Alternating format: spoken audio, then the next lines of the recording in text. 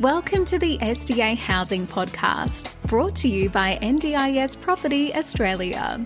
Before starting this episode, we need to provide a general disclaimer. Information contained in this podcast is general in nature only. It does not take into account the objectives, financial situation, or needs of any particular person. You need to consider your financial situation and needs before making any decisions based on the information in this podcast. And you should consider seeking independent and professional advice for your personal circumstances. All right, let's begin. Hello everybody, my name is Min and I'm your co-host with Debbie from the office here at NDIS Property Australia, and you're listening to the SDA Housing Podcast, a show that explains, highlights, guides and brings awareness about all things SDA in this ever-changing NDIS world. Debbie, welcome. Good morning, Min. Today's topic of our podcast is what? Timing challenges in building SDA. Okay. So I was listening to your podcast or interview with Steve from Hilltop Caring, our last episode, and I was listening to him talk about the challenges out there in the marketplace when it comes to housing and participants, and it got me thinking. The key word here is timing. Timing is timing from investors getting their finance audited and knowing what to do. Timing in getting the settlement of the land, courtesy of council. Timing of engaging a provider, SDA provider, who then goes out to source and network with facility providers and support coordinators. Timing of construction of the house, right? And timing of participants getting ready to move. There's a lot of balls being juggled in the air, Debbie. So let's talk about these topics, please. Yeah, okay. No, it's a really good topic to discuss. I don't think people realise just how many different aspects go into this, and trying to synchronise, I guess is a good word to use, all of those different timelines is nigh impossible, I'd say. So how do we do it? Well, but moving on from this topic, the consequence of this misalignment of timing has repercussions on investors being able to fill up their SDA homes out there, correct? Yeah, absolutely. So let's go forwards a little bit before we go backwards.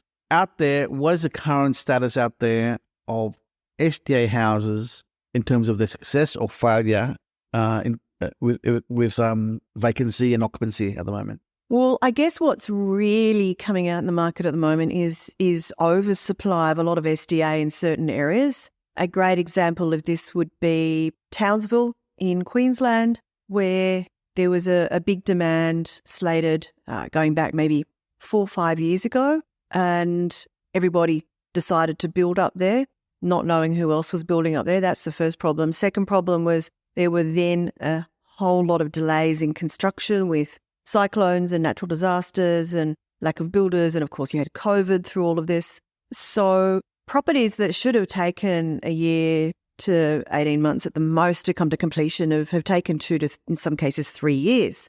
So all these delays have meant that there wasn't really a clear understanding of how much development was going on up in Townsville. And we're now faced with a pretty significant oversupply because of the timing was all wrong for everything. And that's one example there. Yeah. But what we're seeing more of, Debbie, around the country is more vacancy or partial tenancy, and for all those reasons we mentioned earlier with those challenges. Yeah, and that's just the first challenge, the delays of construction, delays of getting the properties developed. And this ties in, I think, quite significantly with the data. So we know that the data that comes out from the NDIS, and it's really the best kind of source of information we've got. We know it's not 100% accurate. We know that there are inaccuracies in it. It is, when it first comes out, it is already 6 weeks out of date. 6 months? 6 weeks. 6 weeks. Out of date.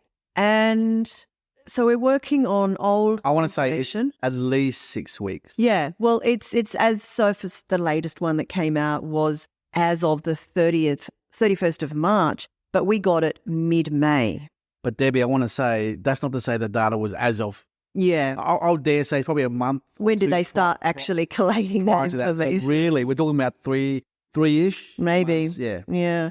So we've got very outdated data to start with, and that's really all we've got to go on. All anybody has to go on when they're looking at where demand is. We know the pipeline data is not particularly accurate. I've spoken to builders who've said, well, we have had properties in the planning and they're under construction and they've been under construction for 3, 4, 5 months and the latest data has just come out and they're not even included in it. This is obviously in a very small area where they know how many properties they've had and the total numbers were like 1 or 2 instead of the 15 that they might have had added into it. So we know that there's problems there. So that's another aspect to the lack of ability to synchronise what we're doing here. Totally agree. And then also when you add the 10 to 12 months construction lag there, Debbie, that I call it 10 to 12, 10 months-ish, plus the 2-month onboarding to the portal of the Proda account with our NDIS, SDA. Sorry, what am I saying? I meant the Proda onboard the enrolment of the home after completion into Proda to get it approved by the NDIS for the SDA compliance. That's probably 1 to 2 months there, plus the 10 to 12 months construction. Yeah. Right. And then plus the procurement of participants is another 6 months. Yeah. So let's talk more about that. So before you go on, that's 10, 2, 6, and the original 3-month-old data. So that when they're talking 20 18, 20 months. 20 months of delay of correct data. So by the time you have your house built and ready for intake of participants, that data is 20 months old that you originally went in with the mindset of, I'm going to get my house built and I have my 2 participants and this kind of money. It's 20 months old data, right? And a lot of things change in 20 months. So much changes in 20 months in this industry. We have seen the changes coming through week by week, month by month. But yeah, I think let's talk about the participant process. You know, everyone comes, says, I want guaranteed participants in a property if I'm going to buy it. Well, we know that's not a possibility. Best case scenario, which is hard to navigate, is that you can work with providers, find specific participants who need a specific property and build it for them. Again, there's still no guarantee that by the time your property is ready, 18, 20 months or even longer down the track, something else hasn't come along that suits that participant and they've already moved because they're desperate for a house. So, you know, it is so hard to find something that is truly participant-led. And let's talk more about the participant themselves and what they're going through. Ideally, when a house does go to construction, that's when you need to start looking, because a lot of the time participants don't have the funding in their plans. Why they're not already applied for it? Because there's no houses. So their support teams, their allied health workers, their support coordinators, their OTs, etc., have to go through a huge amount of work to put together their application to the NDIS to get this funding. And it can be weeks of work and reams of paperwork to get all these reports together, right? And they're not going to bother going through all of that effort if there's no SDAs to be moved into anyway. So that's why they often don't start the process until they know that there is a home on the horizon. This process at best would take 6 months for a participant to get all that paperwork together and have it submitted for approval. And then 12 months for approval. Well, it can be done in 6 months, but it's more likely close to 12 months. Yeah.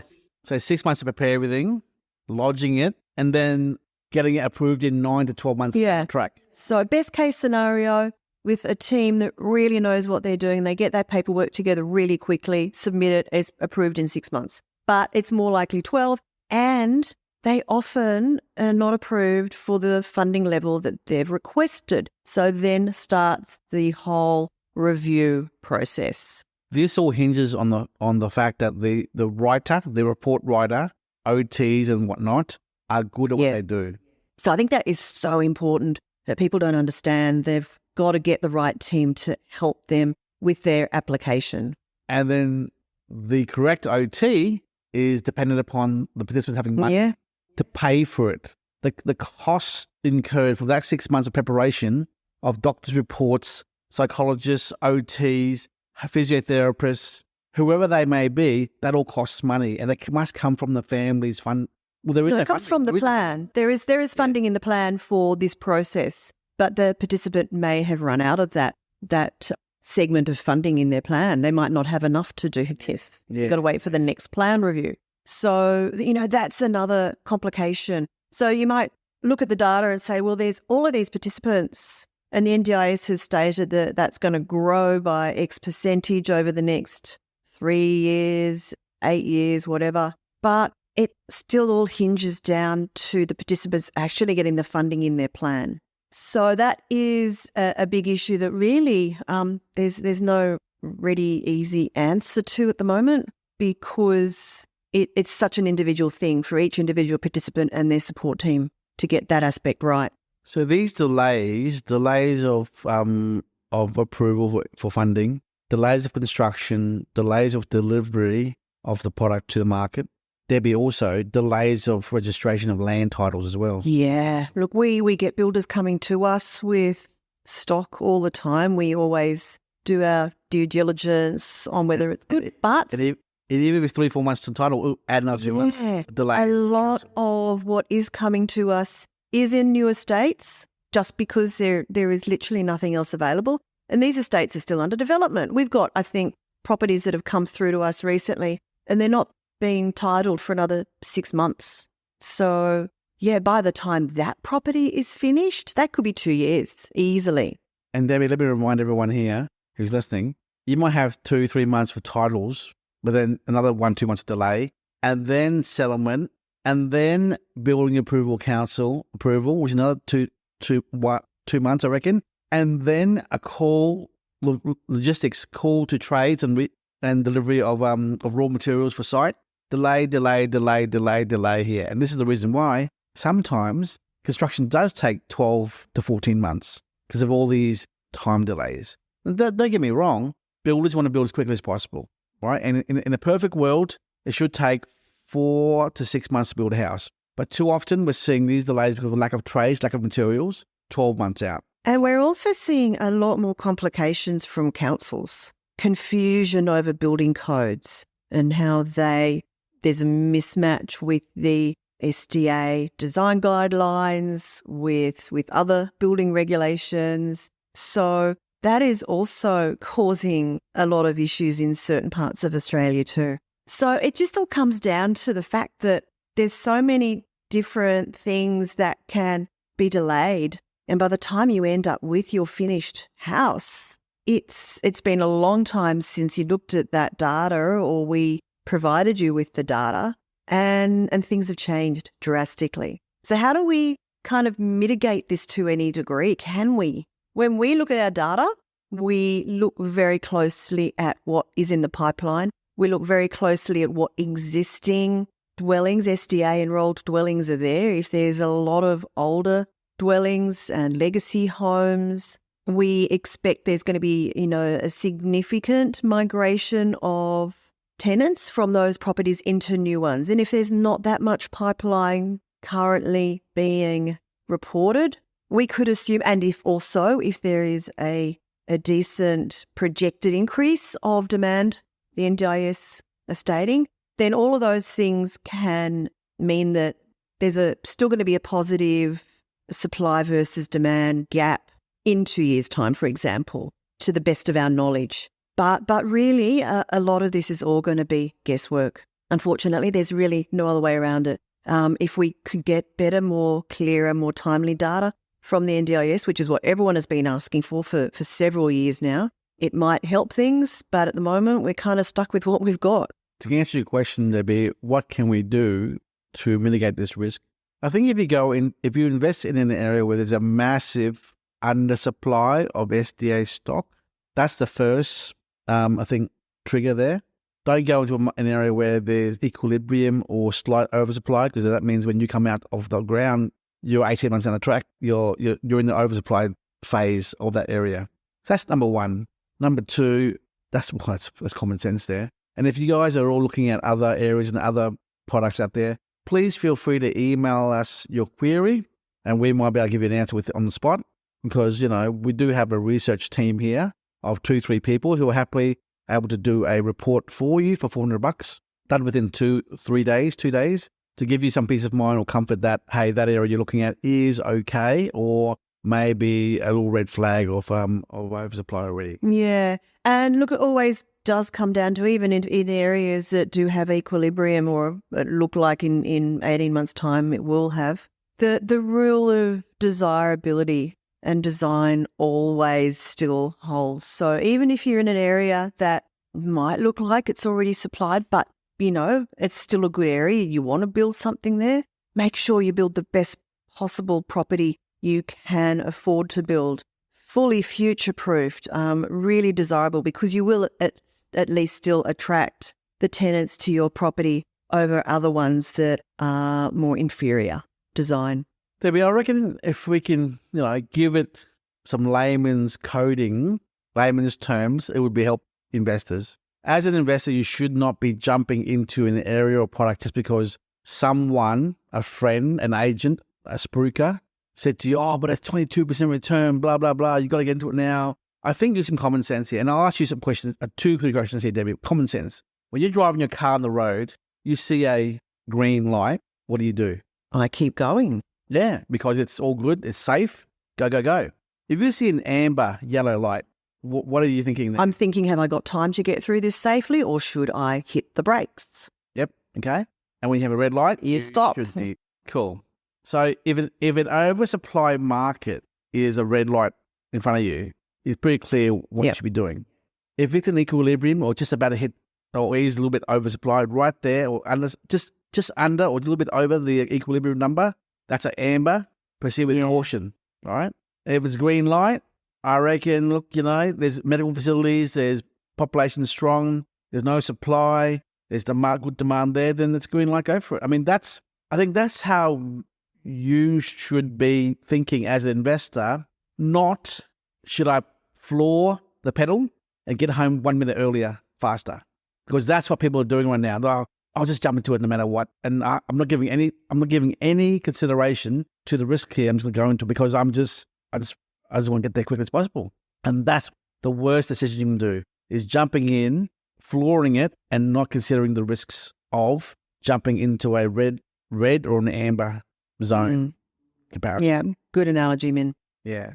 So overall, we'll finish off now with a reminder to everyone that there are a lot of potential delays that can affect your investment outcome. And we're seeing a lot of that, Debbie. A lot of people coming to us with empty houses now because they bought in the wrong area at the wrong time. Buy the right product in the right area at the right time. I think we've got to really, really remind people that.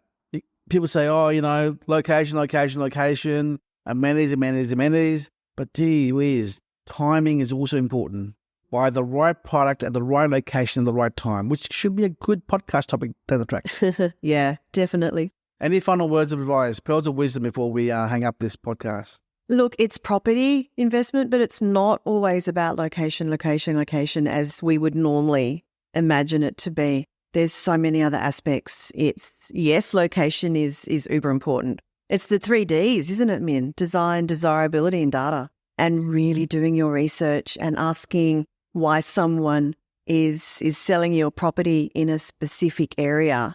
Really do your own due diligence, particularly if it is going to be an area or a build that may take some time to get to the market. Speed to market is so important here for all of the reasons we've just been talking about. Cool. Well, thank you so much, Debbie. We'll hang up there and we'll look forward to our next podcast. I think it'll be good for us to do a podcast overseas. Just so you know, everyone, we're heading off overseas to Vietnam this week for 8 days.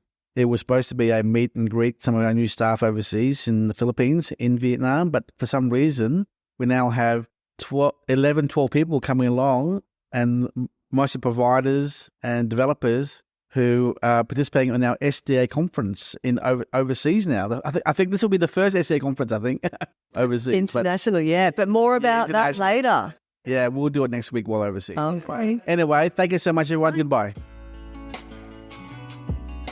We hope you enjoyed this episode. Please make sure you are subscribed and following us so you can keep in the loop with all of our upcoming episodes.